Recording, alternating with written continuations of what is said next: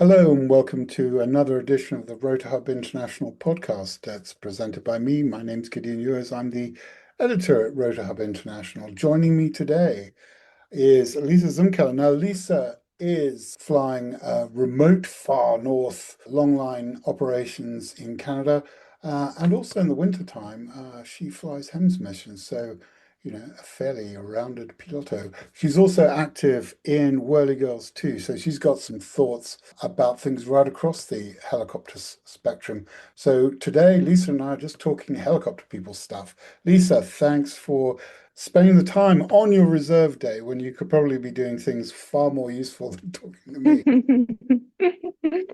Thanks for having me. Lisa, let's just walk a little bit through your flying history and what drew you into flying? Was it something that was just always there in the back of your head, or did it sort of come around some point later in life? No, actually, I was definitely not one of those people that was always a childhood dream to be a pilot. I don't think I ever really imagined of being a pilot being when I was a child. It sort of all started. I grew up on a farm in Germany and then later on moved to Canada when I was 13. So I always was around equipment and loved operating machinery and always wanted to learn every equipment we had on the farm. And then later on, we took our first family trip to Canada. And then I got to be on a plane and really love being in the sky. That was basically my first introduction of being in the air. And then as time went on, I've met pilots here and there. And yeah, it sort of grew some interest. And a neighbor of ours had a plane. And so showed interest in that. And then I was able to go up in a plane again. And it kind of went from there. But it wasn't until later on in life that I decided to really give it a go. And I actually started with fixed wing and then later on switched to helicopters and and yeah, just really found my passion and just absolutely love it.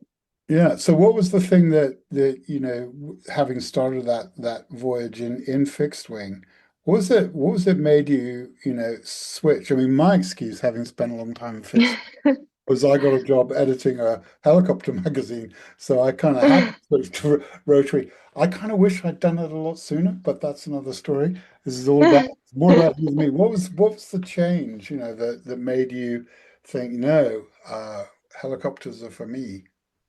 Yeah, so I mean there's a purpose for everything and planes bring me to my helicopter work, so I absolutely appreciate that side of things as well. But I just found that helicopters are just a better fit for me and I've worked in the bush ever since I don't know, I was 18, 19. I worked oil field and heavy equipment operating and so I was already used to that kind of lifestyle and being in the bush, being in nature. I just love that. So I and then just really being hands-on and then I love long lining.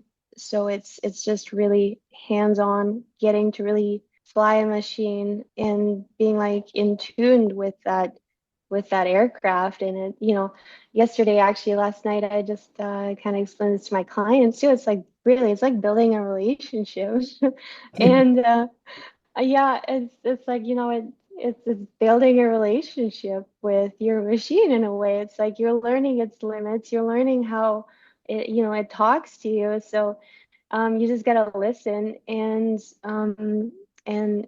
yeah, it's like I said, it's like a relationship. And Yeah, I yeah. don't I know if mean, there's any better way to put it, to be honest. that's pretty good, I think. I mean, you Yeah. know, one of the things I heard, it was a guy called Brad Peterson, who's longtime helicopter industry leader, executive guy, and Brad he summed up said, well, it's really when it gets down to it, it's like the difference between driving a car and riding a motorcycle, where like a motorcycle is a much more visceral thing. You're more in tune with the machine Hmm. itself. You can feel the machine. You're more in tune also with the environment that you're in.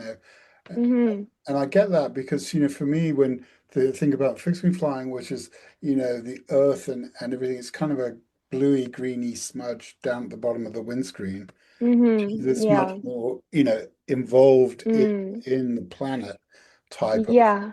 experience. And yeah, and for me just like growing up on a farm, I was always outside. I didn't mind getting dirty, so it was just a way better fitting, I guess, industry to get into for me. It was just I sometimes feel like I'm out there farming in a way, it's just like translates over pretty well. Like we're always so reliant on the weather and like we're always in dust and all weather conditions and so it's like it just kind of felt home to me.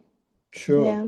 Let's talk about, it's I guess it's the thing if you ask anybody, what's your favorite thing to fly? It's always, well, what am I flying right now? That's that kind of thing. But we talked earlier about, training platforms for helicopters, for aspirant helicopter pilots. And we talked about the wider sense. We let's face it, I'll be honest.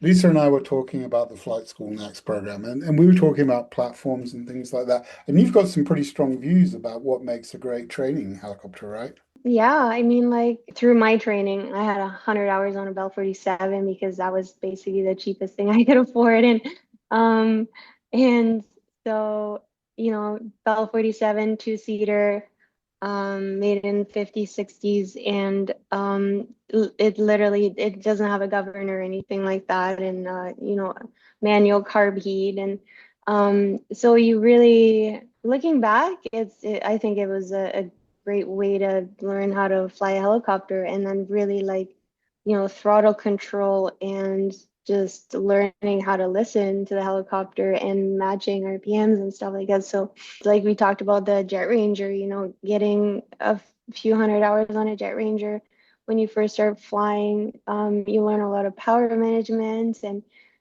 tail rotor authority.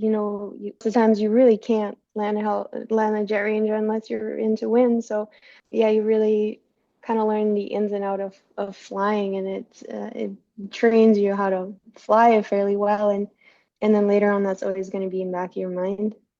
Hmm.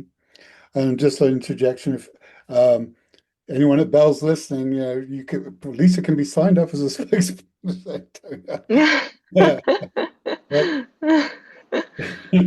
let's think about, you talked about your love of the outdoors and your love of working in the bush and that kind of thing, and I get that. But you know, at the risk of sounding unreconstructed, do you think there are challenges for women in that environment that don't maybe not exist for male pilots? Yeah, I mean, there's definitely, it's quite rare here in Canada to have female helicopter bush pilot that are doing utility work. So I actually sometimes people are or my clients are very like surprised to have a female pilot show up and um yeah, so it's but to be honest, like it has been a really good experience for me. My clients have been really good. I think it's how you present yourself and you show up, you're confident, you can get the job done.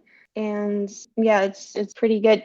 Sometimes it's actually the other pilots that are a That's little bit more yeah, especially like me in the older generations, it's just very still kind of new to them. So, but really, we're just out here wanting to share the love of helicopters as well and fly these machines around and we're just here to get a job done. So, sure. I don't really look at myself any different. Just I'm a pilot first and everything else later. Yeah, But yeah, exactly. I guess one of the other dimensions of it, and I know it's something we've talked about before, and it's an area that you're really sort of interested and passionate about, are the psychological pressures that, people across the pilot community and maybe don't recognize that in themselves. And, the not just that you're saying, oh, flying is such a stressful thing, but it's the remoteness from personal networks and things like that, or a whole gamut of things. That psychology question. Yeah, I mean, I know you have strong views about it, and how that should be a dialogue that opens up quite a bit more, right? Yeah, I think it's all about like, checking with yourself, having practices like, just doing something for yourself, like even just half an hour, just maybe going for a walk or meditating or I really got into yoga the last year and it's been great. Like it helps my back, it's stretching and my mind. And they say that long lining it's it's definitely skill, but it's also like 70% of it's in your head. So and so when it comes down to like a precision longline pilot, it's in our head really if we can get the job done or not. And definitely skill and practice. But it's all about like stopping, taking a deep breath and kind of collecting yourself and keep going. Yeah, I don't know if that answers the question. Yeah. By the way, Fred North, I know you're listening. That's why you couldn't do long lining because you didn't get it in your head. Oh gosh, no. I just ordered Red North book and I'm very excited to read it. And yeah, I think he's a big inspiration to me. And yeah. And Do you, actually he's built a mentorship program as I well. was going to talk about that. Yeah, I was going to say, Yeah, join his mentorship program. You're an ideal fan. yeah. Yeah, that's great. No, Fred's great, top bloke, and that program I think is something that's really important. That idea of this peer mentorship group that he wants to build. Yes. I can't think of anything that's actually a lot more important, especially in rotary flight safety. Uh, Mm-hmm. you know, because when you look at it, the facts don't lie. I mean, very few accidents are the primary cause is mechanical failure. We have to put Mm-hmm. ourselves in the human factors element, Yeah. and that goes to, all of that goes into that structure. The psychological stuff we Well. touched on, but also that I learned about flying from this stuff. Mm-hmm. Experienced pilots can pass down to the young pilot. Totally. Yeah. Yeah, and actually, VIA has come up with a program as well for peer mentorship. And yeah, it's great that this is like coming up and there's like pilots supporting each other and helping each other grow. And like, I think it's fantastic. For sure. I mean, let's talk a little bit more. I know you were you've when we've talked before, you've talked about things that you want to see happen more in that support program in thinking about and addressing whether that's through self-help programs, but addressing that psychological side, which may be from remoteness of location or whatever, but that it's sort of psychological side of health issues that maybe haven't been addressed. They seem to be more, on the one hand, are they more prevalent because society's changed and there are more pressures, or they're more prevalent because society's changed and people feel more comfortable about talking about those issues. I know Mm. you have some thoughts and think that people are still pretty buttoned down when it comes to that, right? Yeah, yeah, like I mentioned to you, when I first got started in the industry, I was flying as a co-pilot on a Super Puma, doing like power line work and yeah, I was flying with somebody that later on took his own life and also like it hits very hard as well with having a family member that committed suicide. So I have a big heart for that and I really wish that these men would have been able to get help and healing. And so yeah, I just have a big heart for the men in this industry going through things while they're working remotely and they're bottling everything up and it shouldn't be like that. You shouldn't have to go through these things on your own and being, scared of losing your medical if you reach out for help so I think that's something that will have to change in the future. Yeah.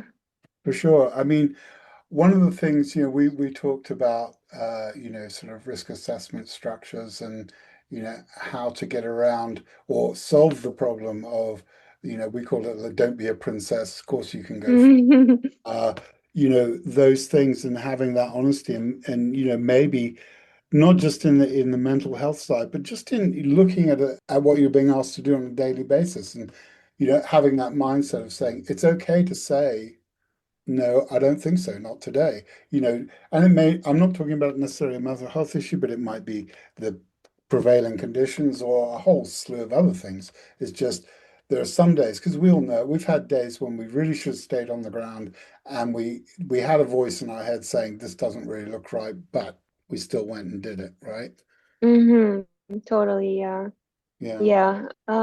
Well, for me, like I find it so cool, like how these helicopters, like it really changes you and your character, your personality. Like, it's these helicopters, it's so humbling. Like I take every moment up in the air. I don't take it for granted. I'm very blessed to be in this career, and I know it's very risky, and any moment it can be done, and things happen really fast. Lisa, I mean, compared with me, you're still, in the at the beginning part of your career, but then that's pretty much true of practically the whole world. Everybody's younger than me. Um, but let's say, the next time you're back on leave and you're talking to a kid in the neighborhood and a young kid and they come up to you and say, Lisa, look, I love what you do. I'd love to do that too. How do I, what do I do? Because that's the big problem, isn't it? It's also having, I talk about young pilots coming through, but you got to think about it too, because the next crop under you, for when you're chief pilot, where are your pilots coming from? Uh, what sort of advice would you give to a kid who said to you, Lisa, I love what you do. Can I do it too?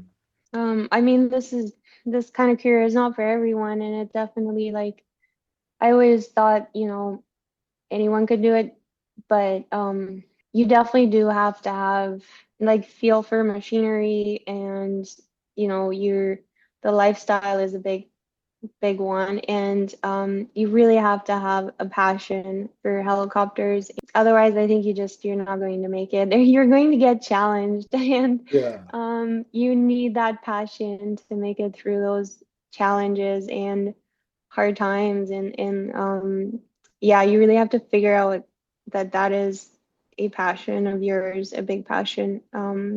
So that's one thing, is to maybe just go on a fan flight and figure out how you like it, and yeah. I that mean, would be the first step to do. And then the first few years are gonna can be tough. You're gonna be on the ground working lots of long hours, and proving yourself, and maybe you're on your own paying for flight school, and now you're in big debt. And with me, like, I just finished paying off my student loan, and it feels great. And but I've also, throughout high school, I was spending thousands of dollars every month, and I'm like, wow, like, am I going to be able to make a career out of this? Am I going to be able to, make money doing this? And there's a lot of like uncertainty, and it's scary sometimes. And in the meantime, you still have to be able to live and pay for your things, and just being on your own. There's a lot of stress involved in that too. And it's very competitive as well, starting off. So, there's not just being able to fly helicopters. It's all about like work ethic. It's all about attitude. And as I got started, a lot of companies would tell me, it's like, we'll train you as long as you have the work ethic and attitude. And so it's not just one aspect of it is being able to fly a helicopter. It's really, how do you manage your clients? How are your people skills? Like, we get sent out there on our own with a helicopter, and we're basically, self-employed at that point. We're working for ourselves. We're out there with our helicopter and our clients, and we manage the job. And if we need support, we'll call our company. But other than that, when I'm out on a job, I hardly talk to my boss, because I don't really need to unless something comes up, right? So having those skills too is how you manage your clients. And yeah, it's quite a big picture of this job. It's got a lot of different things. But yeah, I guess, it is that whole, it's a way of life. It's not a job, it's a way of life, and Hmm. and it's not one for everybody, that's for sure. I mean, I think you can have a romanticized image of what a career in aviation's like. Um, there's a really good meme that goes, it's got a chart and it has a sort of fairly smooth upward line. Uh, it's kind of straight, and then below it there's one that's really zigzaggy and much lower. And the top line is how you imagined your career in aviation. The bottom line is how your career in aviation actually is. And then it has like some arrows with a gap and saying, and this is why you drink. So yeah, I think it's true. Yeah. It's true though. A lot of people don't have Um, resilience that is required. yeah. Yeah, Well, sure. exactly. Yeah, resilience and there are so many moving parts in aviation and helicopters, like plans constantly change, and it's just being able to go with the flow. And yeah, that's a whole other thing. Is like a lot of people get like, well, gee, we had this plan, but now that changed. Well, you can't, you just kind of have to go with the flow. You gotta adapt Yeah, on you just the fly. yeah, you just really have to adapt, and we move around lots too. Like, I mean, I've worked in places like the Arctic, and I would stay in like little tents, and it was very cold too, and there was no heat, and so um you have to be very adaptable and just pack up every few days and move around when you're on fires, and use accommodations are sometimes not always great. Like we're in camps and we're be very adaptable. It's hard Hmm. to resist when you paint such a rosy picture of the life of the bush helicopter pilot. Yeah, and sometimes, like the Instagram videos and pictures or it makes it look very pretty. Very, very cool. But what goes on in the background is, sometimes you're covered in fuel and you got no change of clothes right there. You're you have to get creative in the bush sometimes, and yeah, it's but it's cool. Like I love that part, I love that adventure and that challenge, and yeah, I love being in nature. So, really to sum up, there's no crying in flying, uh, but it is a great adventure. Lisa, thanks very much for your time. I always enjoy our chats. They're great, and I know that there'll be many more in the future. But for now, Lisa Zumkeller, bush pilot extraordinaire, thank you very much for your time. Really appreciate it. That's been another edition of the RotorHub International podcast. Join us again next time when we'll be talking helicopters, everything about helicopters, helicopter business, helicopter safety, helicopter life. Until then, fly safe and keep the blue side up.